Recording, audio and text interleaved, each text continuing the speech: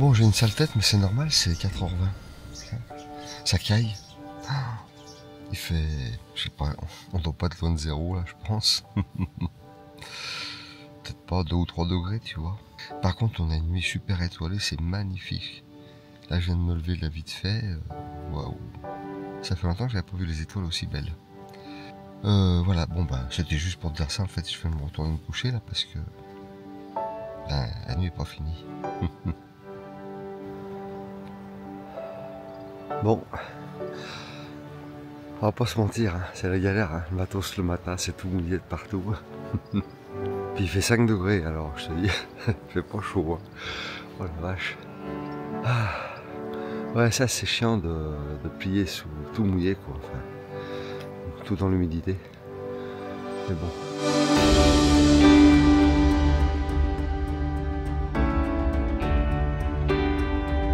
C'est beau quand même, regarde-moi ça, dis donc, waouh. Bon, et bien on va traverser le petit village de Vars-Sainte-Marie. Ce dernier épisode nous mènera de Saint-Paul-sur-Ubaye à Moutier, avec encore de magnifiques paysages où je ne peux que m'émerveiller devant tant de grandeur et de majesté. Droit devant, nous apercevons les écrins.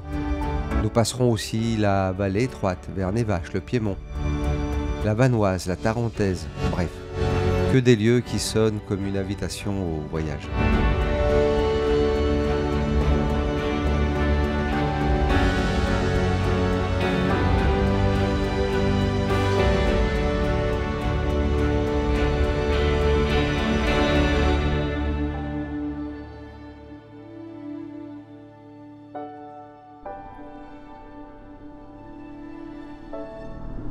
Alors on rentre dans le parc naturel du Queyras. On en a bien un paquet de parcs naturels en France quand même. Hein.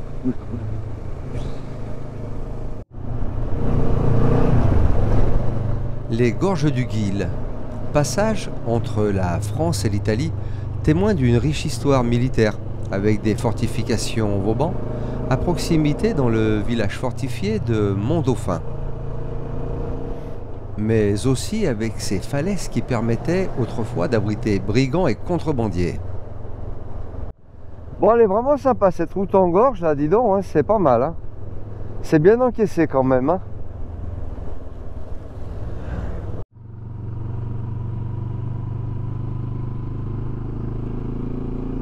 La région d'Arvieux a longtemps été influencée par des migrations et des échanges avec l'Italie voisine, bien sûr, et cette influence va se retrouver dans certains aspects de l'architecture locale.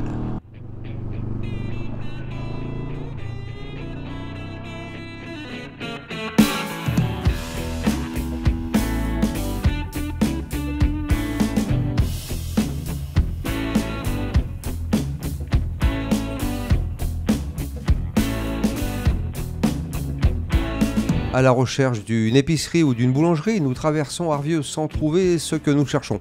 Alors nous continuons notre route en direction de Briançon.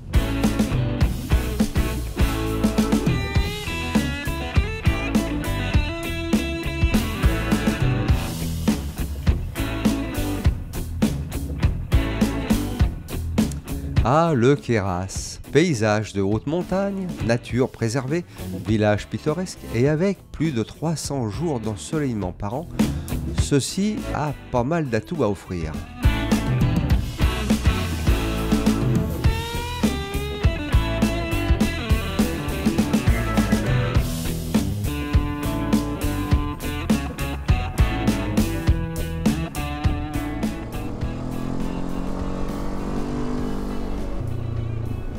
C'est les Dolomites à la française, ça, non? Ah bah attends, je vais essayer de faire un petit plan ou deux quand même, parce que là...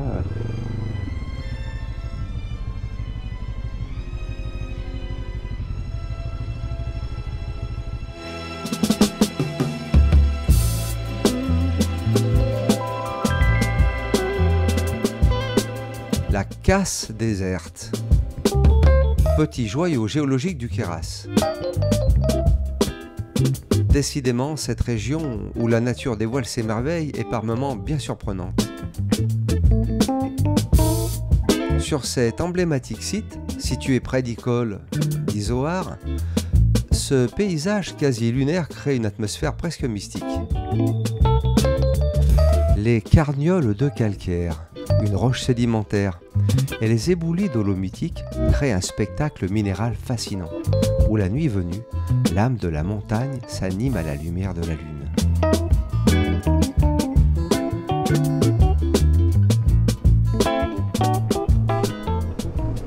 Ouais, c'est vraiment très beau comme endroit, hein, avec ces roches comme ça, là, c'est énorme. Hein.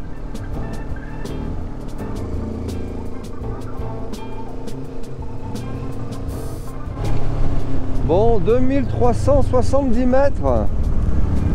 Et ça grimpe.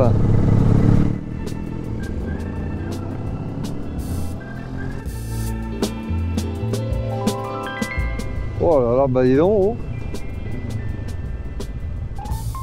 Oh.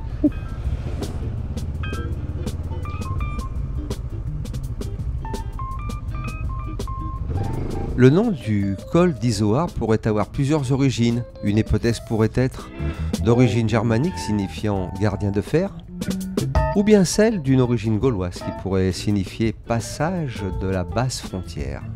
Et ben voilà, donc 2400 et quelques mètres, hein, et on redescend. Bon, sérieux, je crois que j'ai jamais vu autant de motos sur une route, hein, c'est incroyable. Hein. Oh la vache! Bah dis donc,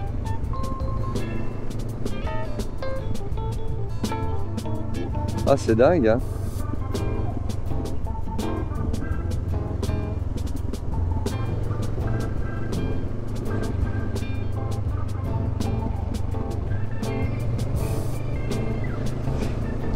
Ah c'est vraiment joli ce col, hein.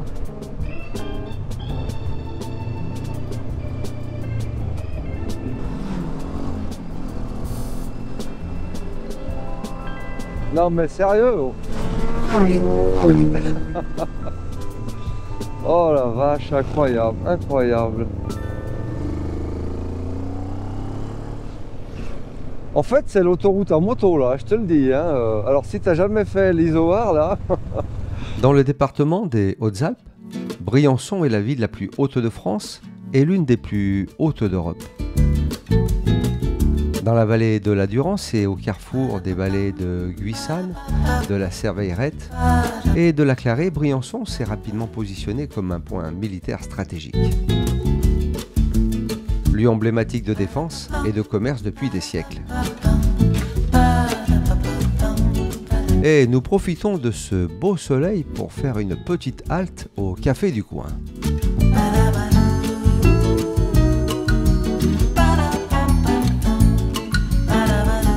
Voilà, donc le parcours est modifié. On va faire un peu moins de kilomètres. Bon, c'est pas plus mal parce que avec la vidéo et tout, là, c'est un peu compliqué quand même. Quand il y a trop de bornes, là, on n'y arrive plus, quoi. Hein. Bon, bah moi j'ai fait une bonne pause café, là, grand café. Je me suis enquillé une quiche tomate moutarde, bien, très bien. Et puis bah, je crois qu'on a plus que 200 km. On a plus que 200 km à faire. Donc tout va bien. Il fait beau. Température de l'air 20 degrés, donc on est bien. Bon alors donc là on tire sur l'Italie. Puis après on repasse en France, hein, par Monsoni.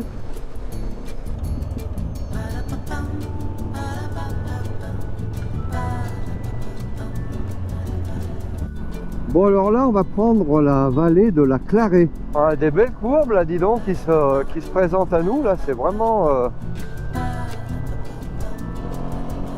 bien, ouais. Paradis des meutards et randonneurs en été, cette vallée se transforme en paradis nordique en hiver.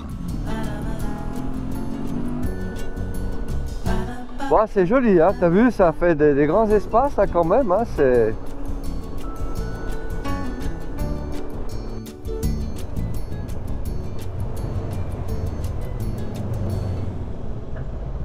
Forêt de mélèze, prairies verdoyantes, ajoutent une touche de fraîcheur et de beauté à ce cadre naturel.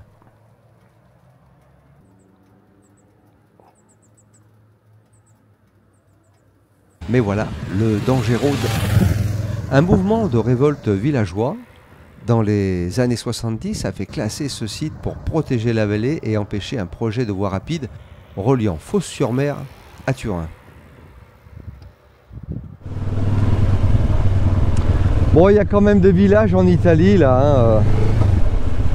Ouais, c'est austère quand même. Là, j'imagine qu'en hiver, une journée bien couverte, ça doit foutre de la sinistrose.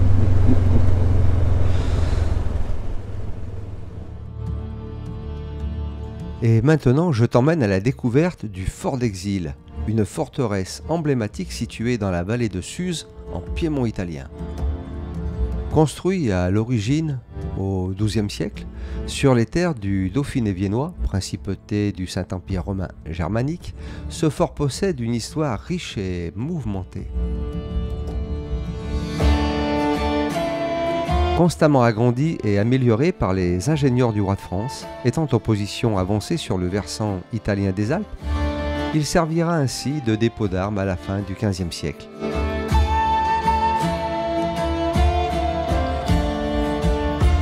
Charles-Emmanuel Ier de Savoie profite des guerres de religion qui affaiblissent la France pour s'en emparer en 1593, avant de le perdre quelques années plus tard.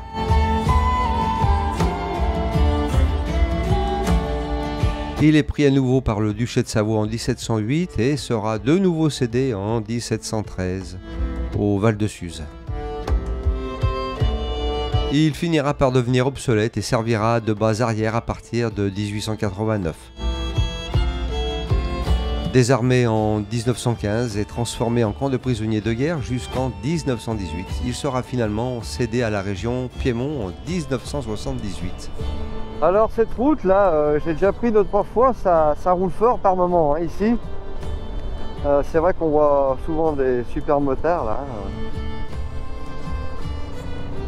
Bon, faut dire que la route, elle donne envie de rouler. On a des belles courbes avec un enrobé qui est quand même pas mal. Un revêtement de chaussée qui est quand même plutôt bon.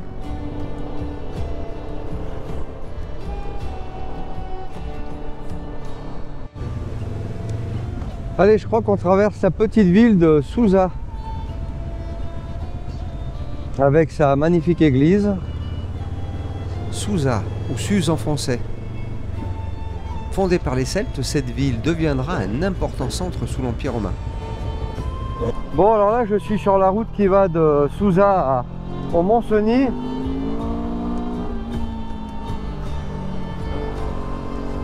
C'est une bonne route, très très bonne route.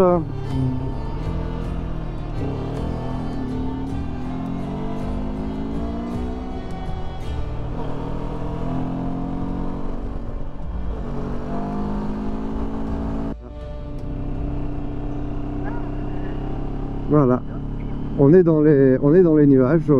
Alors j'espère qu'en haut ça va se découvrir, parce que là je suis tombé déjà à 12 degrés, je pense que ça va descendre encore.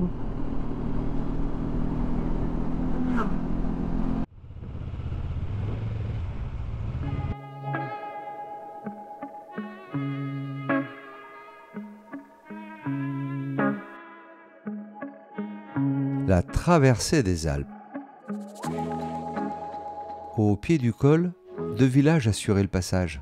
Lens-le-Bourg, sur le versant mauriennais, et Novalesa, sur le versant piémontais. C'est là qu'il fallait démonter les voitures pour les charger sur les traîneaux ou sur le dos des mulets.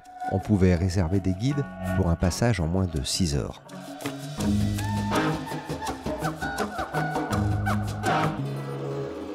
Austère, chargé d'histoire, ce lieu, selon l'atmosphère, a plusieurs visages.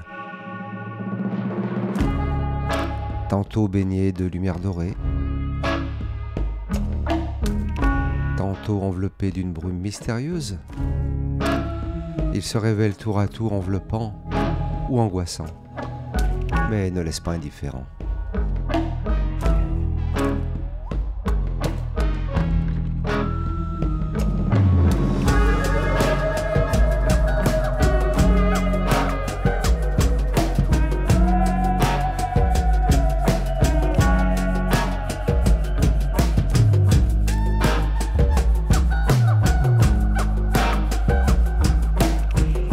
Parmi les nombreux voyageurs qui l'ont emprunté, certains ont laissé des récits de voyage tantôt horrifiés, tantôt admiratifs, comme Montaigne ou Jean-Jacques Rousseau.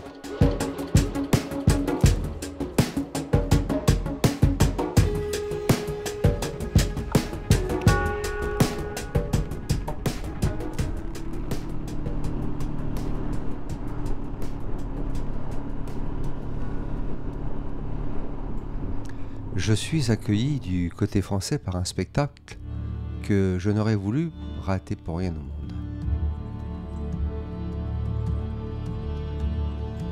Entre nuages et montagnes, le paysage qui se découvre m'emmène littéralement ailleurs.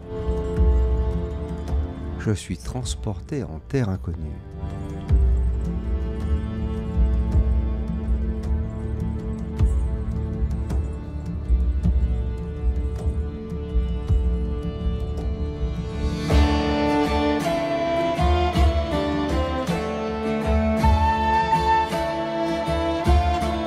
Ce jour-là, j'ai vraiment eu beaucoup de chance et garde en mémoire ces images comme un appel au voyage.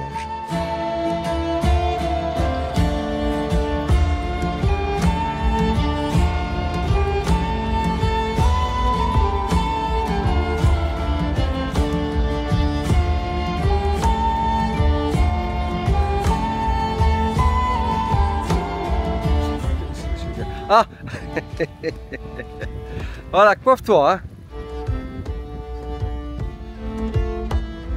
Bon alors on est au pied du Mont Cenis et bon alors moi je suis tout décoiffé hein, mais bon on va s'habituer hein, maintenant. On est au pied du Mont Cenis donc bah, tu vois il y a beaucoup de monde. Et donc on va dire que c'est la pause déjeuner.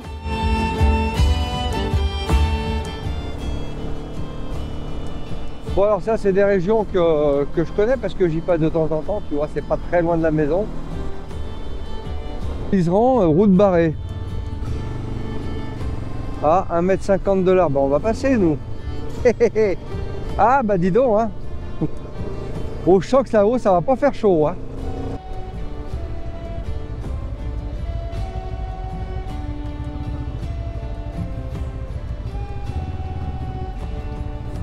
Là c'est marrant, avec le vent c'est calmé de ce côté-là. Je te fais la météo au cas où ça t'intéresse. Hein.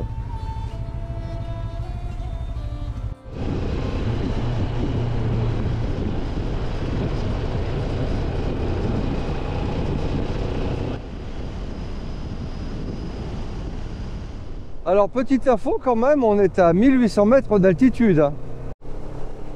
Ah, puis j'ai Asdès dans les oreilles là qui fait péter les watts, c'est bien. Merci pour cette bonne musique.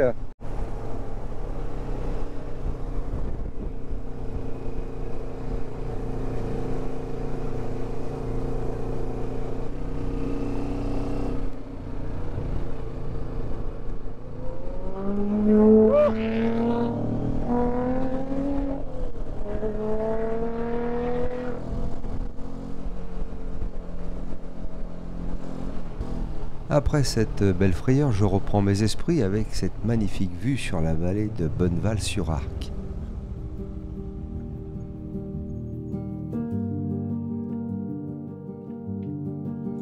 Décidément, il y a des jours où la lumière baigne montagnes et vallées avec douceur, comme pour mieux nous rappeler la rareté de ces moments.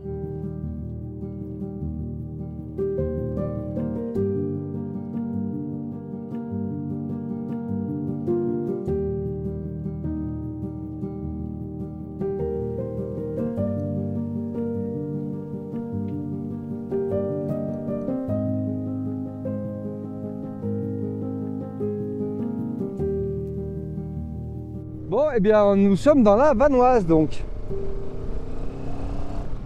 Ah, et ça sent bon la campagne, là. Hein.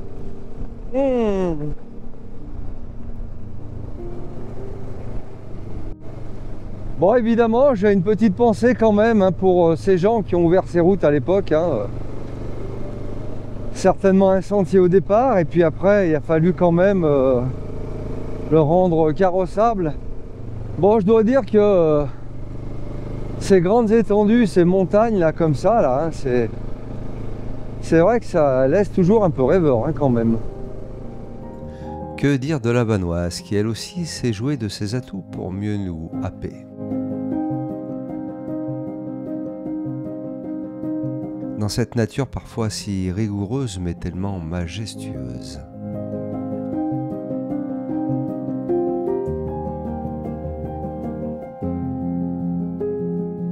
Nous invitant à la flânerie, regarder, écouter, sentir et ressentir la nature. Fermer les yeux et humer le parfum de la terre jusqu'à s'en étourdir.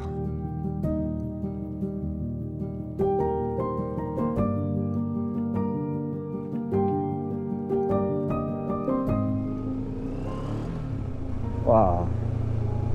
Oh mais c'est majestueux, qu'est-ce que je te dise? Nous passons le col de l'Iseran, col routier le plus haut des Alpes avec 2770 mètres. Qu'est-ce que ça doit être dans l'Himalaya alors hein? Et bien sûr, montée emblématique pour les cyclistes et les motards. Bon, il va quand même falloir que je me calme un peu parce que... comment dire, il faudrait que je refoute un peu de carburant dans la bécane. Fox photo. Oh bah je les aurai à la caméra peut-être là. Ouais, il faudrait que je remette un peu de coco dans la bécane. Tu vois, j'ai 330 bornes, il me reste 50 km. Bon. Mais aussi avec comment je fais tirer des fois, la remontée, c'est sûr que ça doit consommer un peu plus, ça. Normal. Bon, eh ben, je suis content, j'ai refait enfin le plein. Bon, c'était temps, hein, j'ai remis 19 litres 25 exactement dans le réservoir de 20 litres. Et j'aurais fait 376 km avec le plein. Bon, une conduite quand même un peu sportive par moment, où tu tires quand même à fond sur les rapports, donc forcément ça consomme un peu plus, mais autrement voilà, avec une petite réserve, quand tu es à 380 km avec la TRK 702, je pense que t'as... Voilà, faut en faire plein quoi, 380 bornes, voilà, faut que tu t'agites. Bon, nous voilà arrivés au camping, hein, après 400 km, ou je sais plus combien, peut-être pas 400, si, pas loin peut-être. Voilà, et puis c'est génial parce que la dame, elle dit qu'on peut... Il y a le snack, on va pouvoir boire une bière, elle a dit la dame. Donc on remonte la tente, on va boire une bière. Allez, c'est parti. Tous les décours de montage de Lone Rider Tunnel, vous demandez à Jacques, il se ferait un plaisir de vous expliquer comment ça marche. Une journée bien remplie. Et c'est tant mieux car la météo du lendemain sera bien moins clémente. Tout à fait.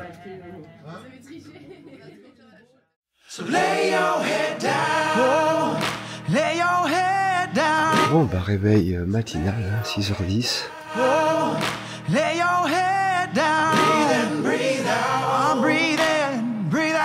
Bon, bah c'est de démarrer de bonne heure. Il y a l'eau qui a la flotte qui arrive.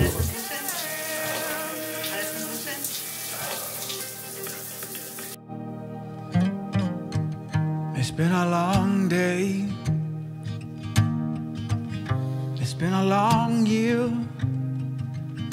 It's been a long life. Bon, il y a de la lumière chez le voisin. Tout va bien.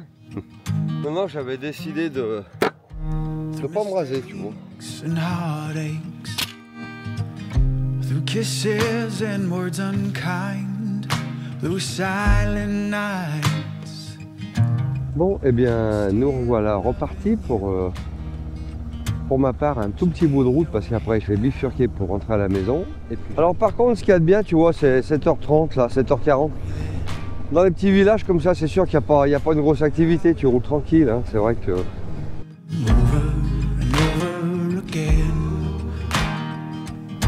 Oh, c'est sûr qu'on aimerait bien rouler que par beau temps, hein. Bon, enfin, c'est pas possible non plus. Surtout qu'on est comme ça parti hein, pendant quelques jours. Hein. Alors nous allons passer à Notre-Dame-du-Pré. Je suis pas sûr qu'aujourd'hui les conditions soient idéales pour filmer ce magnifique, magnifique village et notamment sa situation. Alors, je mettrai un petit lien dans la vidéo, mais j'ai fait 2 vidéos sur la région, là, hein, la Tarentaise, la Haute-Tarentaise. Et notamment la montée à Notre-Dame-du-Pré et l'arrivée à Notre-Dame-du-Pré et la vue qu'on a de là-haut. C'est incroyable, hein, vraiment.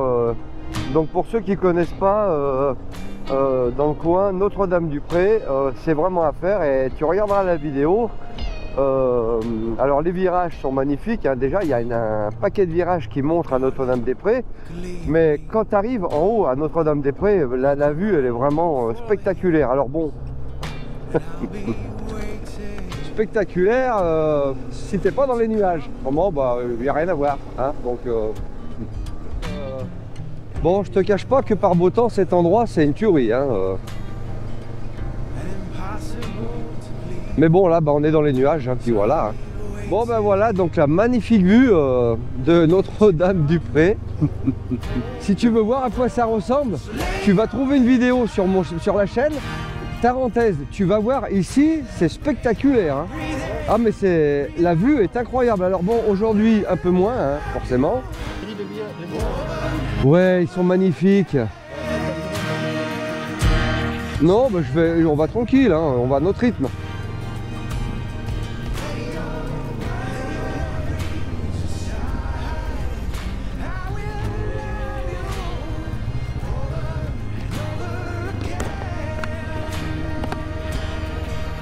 Bon, et là, donc on attaque une série de virages incroyablement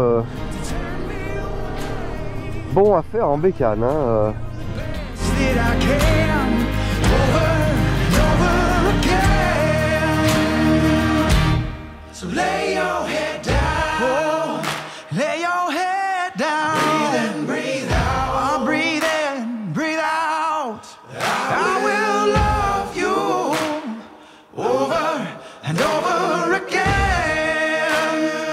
Décidément, je ne m'en lasse pas. J'aime les voyages, les road trips en moto et la découverte.